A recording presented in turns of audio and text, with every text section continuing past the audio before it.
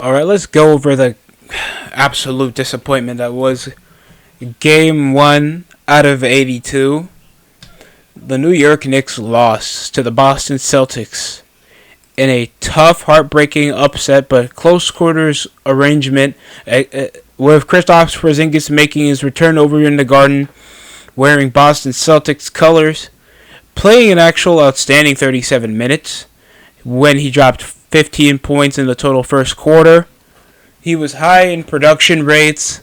I feel like he was consistent from around the arc. Mitchell Robinson couldn't read him in the top of the key when he was shooting over the ball. He even had a massive bank shot over the far right when the shot clock was going up. Jaylen Brown was looking pretty invisible. He had some good fast break points. He did a coverage personal foul a bit later over in the game when attempting to stop a layup over R.J. Barrett and catching over the shoulder. So he was issued over a technical foul, and that was under review. I feel like he was just so inefficient from long range. Sure, he made a majority of the shots he was, but I feel like he could have been more involved. Jrue Holiday didn't do much really progress the defense. He got 2 assists. He got 3 total blocks. Second most behind Kristaps Porzingis. And those were shot blocks around behind the arc, attempted layups. Porzingis got an outstanding 4 blocks out of 30 points, while Jason Tatum was just killing it. Quentin Grimes couldn't guard him. Emmanuel Quickly couldn't guard him. Julius Randle couldn't guard him. Sidestep 3. Corner off the back wing. He just backstepped it and hit a tray from behind the arc. It was just difficult to stop Tatum. Baseline hits around the paint. He was stuck with R.J. Barrett. He stuck a fadeaway jumper in his head, bro, while wearing pink shoes. There's nothing else you can write to Christ except I tried. Combined for 64 total points of offense. Not the way you want to open over the season if you're the New York Knicks. New York Knicks weren't even shooting the ball. I've seen more efficiency off American schools of shooting the place up other than what the Knicks had to do in the Garden in one night.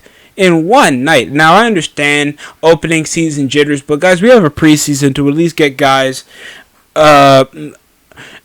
get guys accustomed to shooting around NBA level range. And Brunson, he didn't even collect a full head of steam until the second half, around the fourth quarter, where he totaled around at least second most total points of offense, and he was like the 4th or 3rd highest scorer on the Knicks.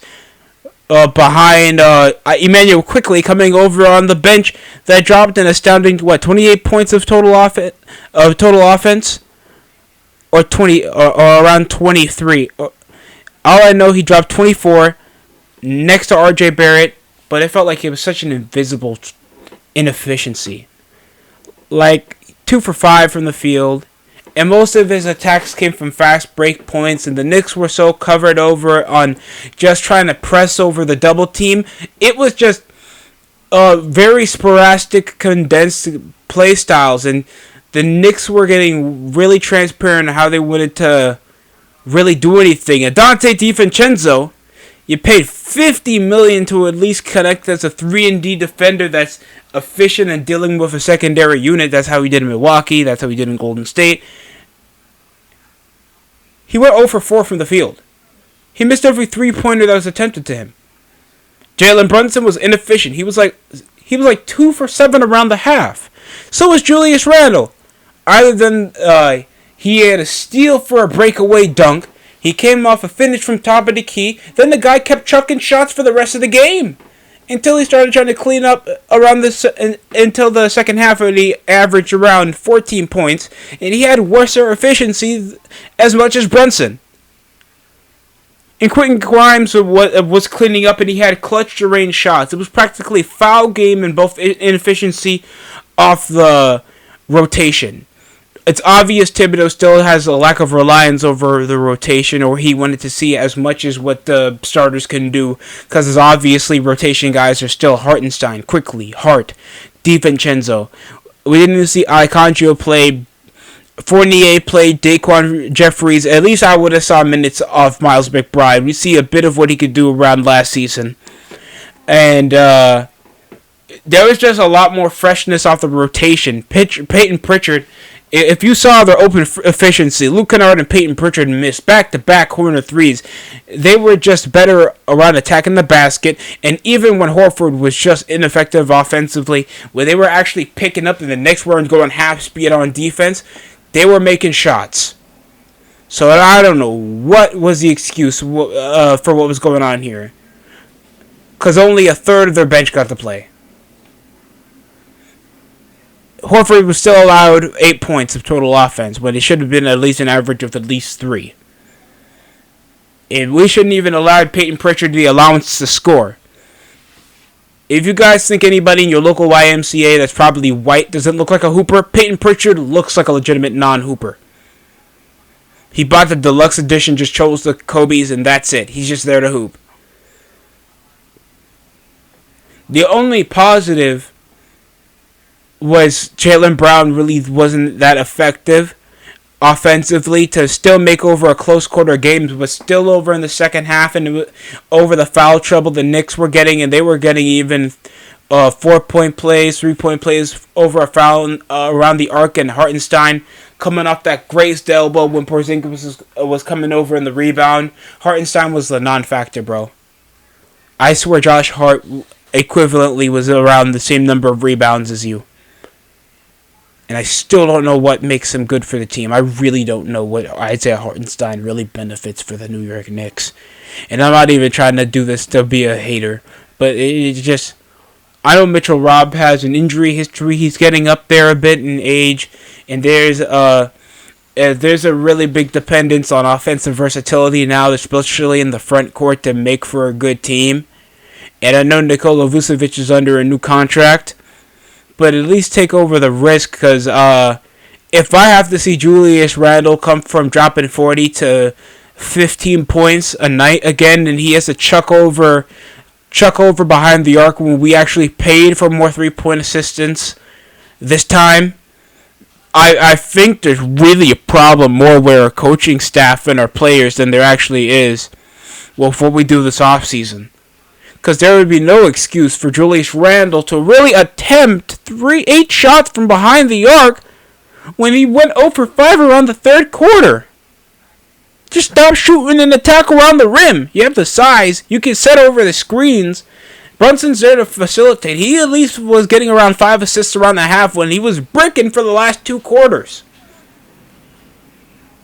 And usually his shots that he would usually make that you guys saw last season. Blow-by floaters. Break off the basket. Those fadeaway jumps he does inside the paint for the float. It was brick after brick after brick. You think they were making a homeless shelter. But I understand it's only... we'll see better games off them in the future. Outstanding performance for Kristaps Porzingis and Jason Tatum. I'm sure a lot of Celtics fans, knowing the contract Jaylen Brown was given, was expecting a lot more of his production offensively. I mean, get a bang for your buck. I understand, literally, a bang for your buck, and knowing that he has to literally play his life out if he's actually deserving of a franchise contract. And this is really a do-or-die situation, winning-wise, for the Boston Celtics.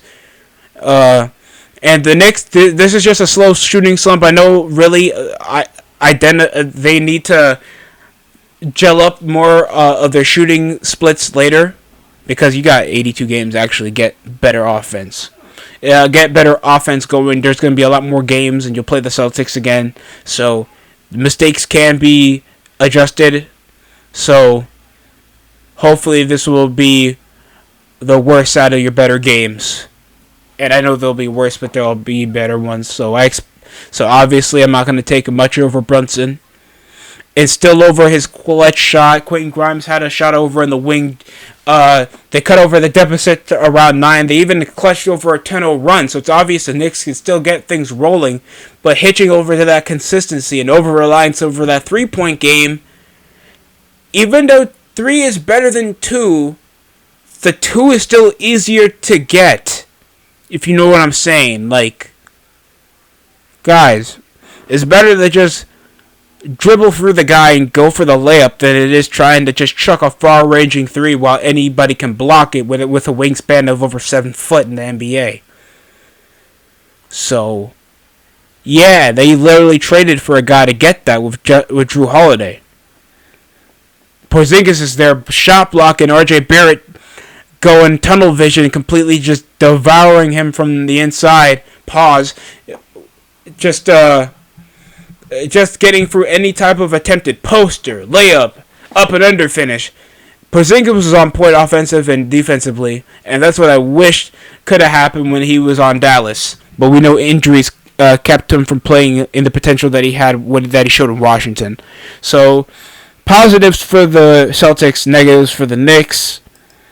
It's a tough loss. It's a tough pill to swallow for obviously a home game. When Spike Lee's upset, I'm upset, especially watching the Knicks play. But besides that, it was entertaining. Good to see basketball back. Not really excited for the in-season tournament, but that's just my opinion. Hopefully, it would at least engross some type of investment into the regular season. I know that's Adam Silver's attempt. And I heard the Eastern Conference concept is back for the All-Star weekend. So I guess they're trying to implement that so there can be less politicking involved over All-Star selections like last year, when certain players were over an injury. So I think they want more reliance on availability other than like star power, because we know most of those assholes would just leave anyway. Yeah. So besides that, tough loss, 108 to 104. And that's it for me. Hopefully you guys like, comment, subscribe for further content.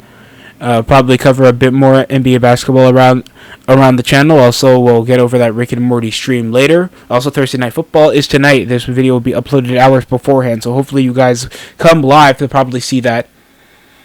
And we'll probably close off here. Don't forget, there will be not the culmination, but the beginning of Week 8. We're around halfway through the regular season of the NFL, and we'll open up with the Tampa Bay Buccaneers facing off against the Buffalo Bills. That lost to the New England Patriots. Isn't that a shock? So that's for things to come, and hopefully you guys like, comment, subscribe, and share for further content.